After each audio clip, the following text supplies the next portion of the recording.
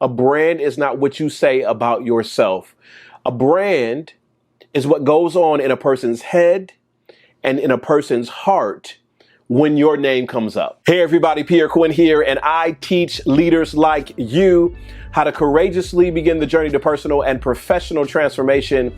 And in this video, we'll wrestle with the question, what do you want to be known for?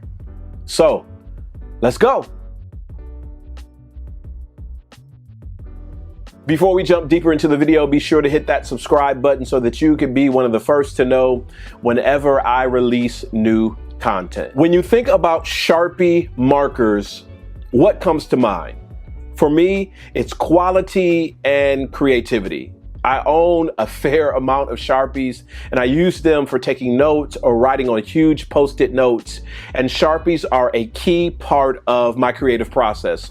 So much so that it's hard for me to purchase any other marker other than Sharpie. What comes to mind when you think about Parker Brothers games? For me, it's family memories, it's great times, and it's a sense of competition. Board games have been a part of my family's life for as far back as I can remember, and not just any board games. In most cases, it's been board games by Parker Brothers. So what comes to your mind when you think of Martinelli's sparkling cider?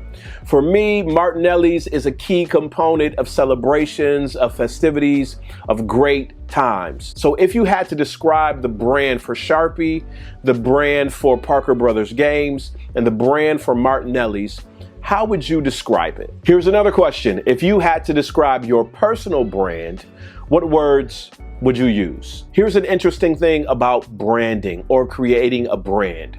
A brand is not really what you say about your organization. A brand is not what you say about your company. A brand is not what you say about your church. A brand is not what you say about yourself.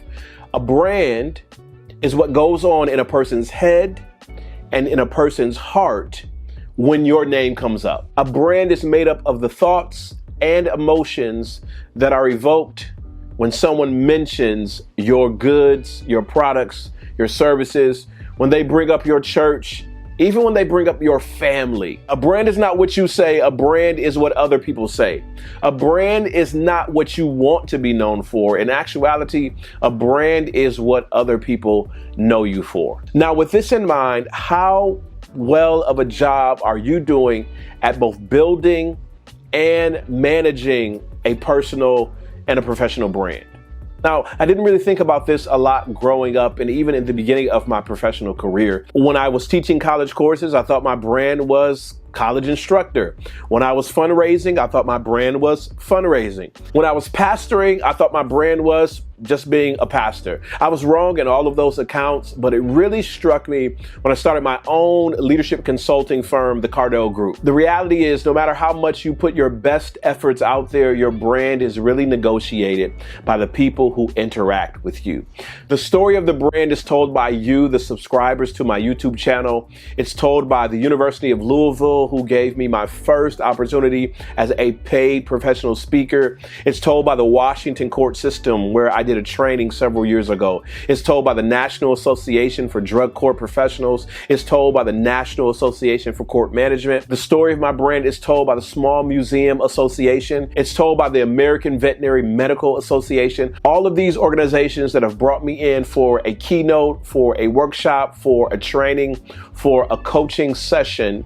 The story of the brand is told in the outcomes that these organizations have experienced. And that's one of the reasons why I ask for recommendations on LinkedIn, so that I can use the experience of other people to tell the story of what I do. I want organizations to know that the stories that I tell, that the exercises I walk them through, the questions that I ask, the books that I write are all a part of the toolkit to helping them activate the courage that starts the conversations that lead to transformation. I want to be known as an individual that helps emerging leaders connect the head and the heart of leadership. I want to be known as the individual that helps people give the best version of themselves to the people who are coming after them, to the people that depend on them. And remember, I'm about personal and professional transformation. So as much as I want to equip you to be the best CEO that you can be, I also want to equip you to be the best mother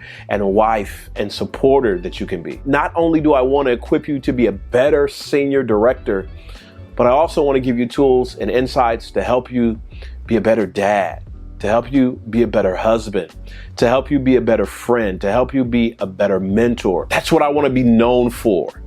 When the conversation starts, when people mention my name, when people mention my speaking, when people mention my training, when people mention my consulting, when people mention my channel, when people mention the stuff that revolves around the ecosystem of what I'm sharing with people like you, I want those things to come to mind. But the truth is, I can only impact that so much. I don't have the only say-so when it comes to the conversation surrounding my brand and what I want to be known for. Part of that conversation comes from you. It comes from you when you like, it comes from you when you subscribe, it comes from you when you make comments. It comes from all of you who have written LinkedIn recommendations, who have sent a message to friends or colleagues in other places and recommending my service. It comes from other people. And part of my job is continuing to assess, continuing to reach out, continuing to question, continuing to solicit feedback, to find out what's really happening in the heads and in the hearts of people that interact with me and that watch what I do. So what about you? I know it's easy to say in life, I don't care, and this is just who I am, and take it or leave it. It's really easy to work at a job and be concerned about managing the professional brand of the company that you work for and neglect your personal brand, to neglect personally what you want to be known for. So I want to push you and challenge you to continue to ask questions. Find out what happens in the heads of people and what happens in the hearts of people when they think about you. If it's good, ask yourself, what do you have to do to maintain that reputation? And if it's not so good, ask yourself, what do you need to change so that when your name comes up, when your product comes up, when your service comes up, when your organization comes up, what can you do to change it so that when people think of you, what happens in their head and what happens in their heart is a positive experience? So, what do you want to be known for?